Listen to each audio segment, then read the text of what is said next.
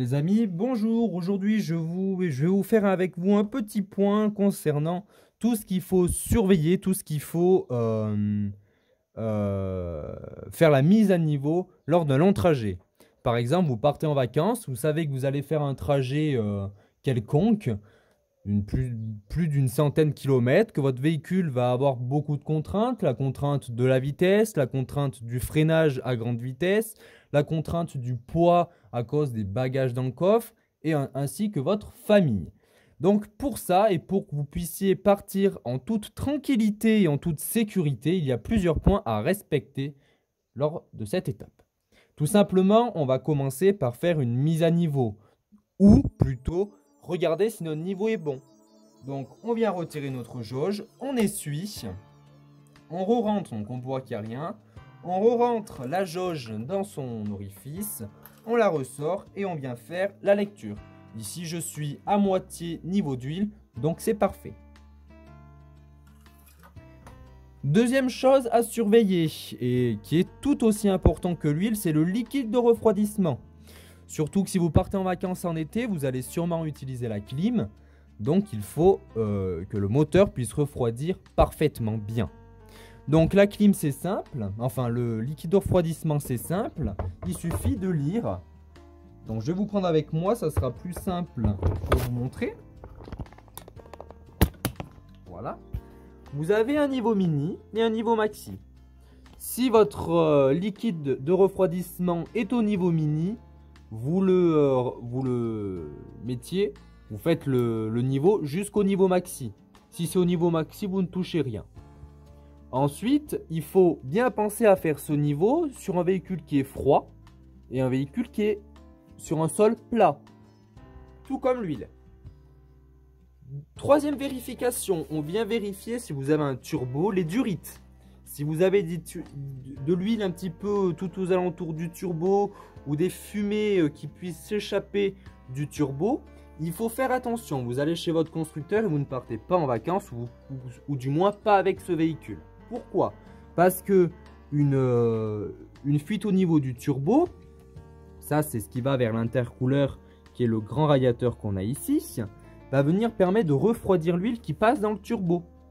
Et donc, si vous avez un problème de durite ou de turbo, il risque d'y avoir une surchauffe du turbo et donc une casse du turbo. Et un turbo qui s'emballe, ce n'est jamais bon. Je vous invite à aller voir des vidéos sur internet, vous marquez turbo qui s'emballe et normalement vous devrez trouver. Quatrième petite inspection, vous allez regarder si vous avez aucune fuite suspecte. Donc là, on peut voir que tout est ok, c'est bien propre. Ça, c'est l'avantage aussi d'avoir un moteur qui est propre. C'est de pouvoir repérer d'éventuelles fuites assez rapidement. Au niveau de la batterie, il n'y a rien à faire, hormis regarder peut-être si les cosses sont bien serrées. Donc les cosses, c'est ça, c'est le plus et le moins. Vous regardez si c'est bien serré, si ça ne se dévisse pas. Normalement, si vous serrez modérément, enfin normalement, c'est bon. Donc là, on peut voir que la batterie de l'année du véhicule, donc elle est très bien, c'est de la marque Varta, j'en suis content parce que l'année du véhicule, je vous laisse faire le calcul, ça fait presque 10 ans et elle marche toujours aussi très bien.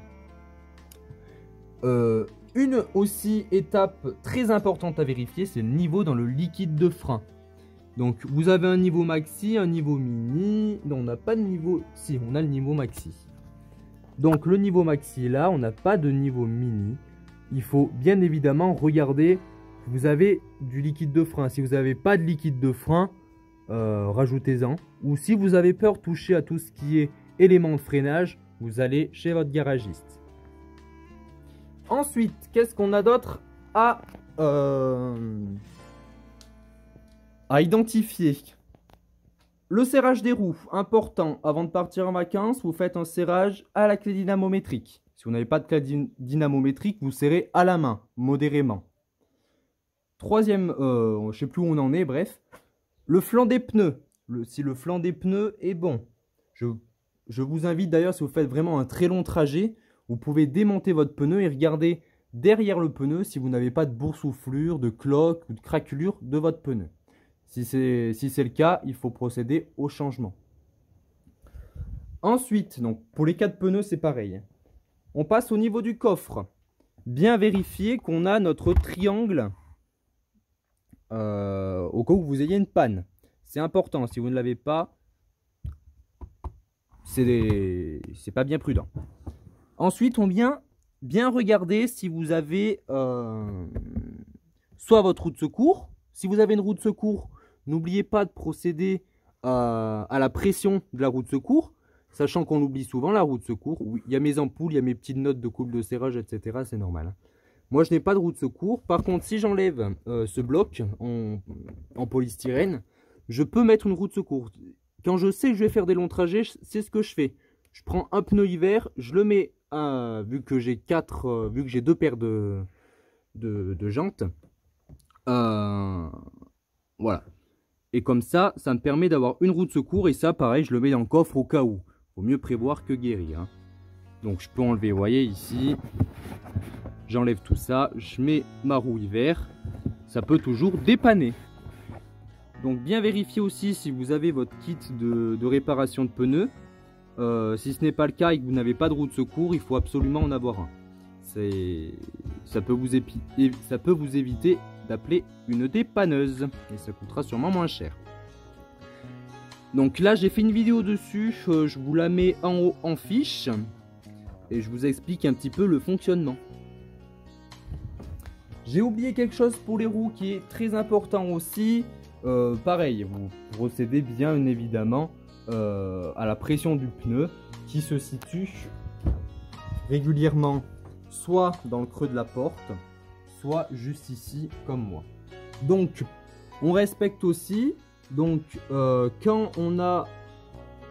pour un trajet habituel, votre trajet pour aller au travail, récupérer les enfants à l'école, etc.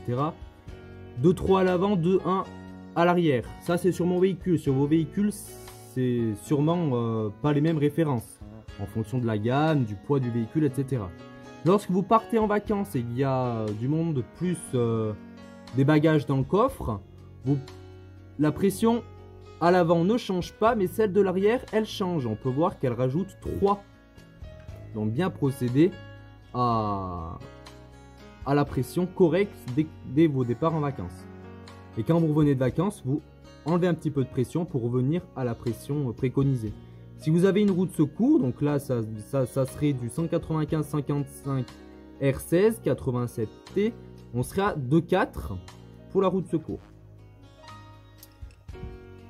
Quelle autre modification on peut faire? Bon, je vais pas vous allumer le véhicule parce que j'ai pas prévu d'aller rouler avec, donc c'est jamais bon juste d'allumer un véhicule pour le plaisir.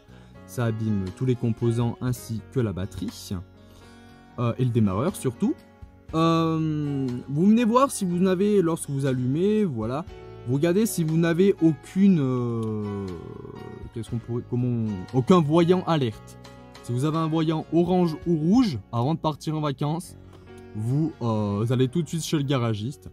Si vous avez uniquement un voyant orange qui survient lors de votre trajet sur l'autoroute ou lors de votre trajet habituel d'ailleurs, bien évidemment, vous pouvez continuer de rouler jusqu'à un point automobile. Mais si vous avez un voyant rouge, il faut absolument s'arrêter tout de suite. Pour ce qui suffit de l'intérieur, on regarde qu'on n'ait pas les vitres abîmées. On regarde qu'il n'y ait pas d'objet qui puisse, en cas d'accident, prendre de la vitesse et nous blesser. Et on vient aussi également regarder si notre rétroviseur intérieur n'est pas endommagé. En ce qui concerne l'extérieur, vous pouvez faire un tour de carrosserie, voir s'il n'y a pas d'éléments suspects sur la carrosserie. Voir si par exemple il n'y a pas, je sais pas, mettons une ficelle qui est en train de se prendre dans les roues.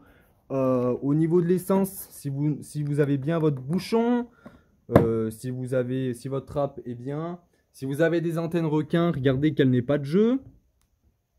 Parce que bon, à 130 km/h sur une autoroute, une antenne requin prend quand même beaucoup de puissance dans la gueule. Hein. Au niveau des rétroviseurs, bah là, de toute façon, vous allez tout de suite le voir s'il y a un problème. Ensuite, au niveau de l'avant, vous pouvez vérifier que les orifices ne soient pas bouchés par quelconque objet. Et on aura à peu près fait le tour. Ah oui, au niveau des optiques de phare, pareil, vous faites un contrôle. Surtout si vous allez rouler de nuit, hein. Et c'est à peu près tout ce qu'il faut faire concernant les mises au point, les précautions à prendre avant de partir en vacances. Vous pouvez aussi également regarder l'état des rétroviseurs. Ça serait dommage que quand vous soyez sur l'autoroute qu'il pleuve, des rétroviseurs, de l'essuie-glace, pardon.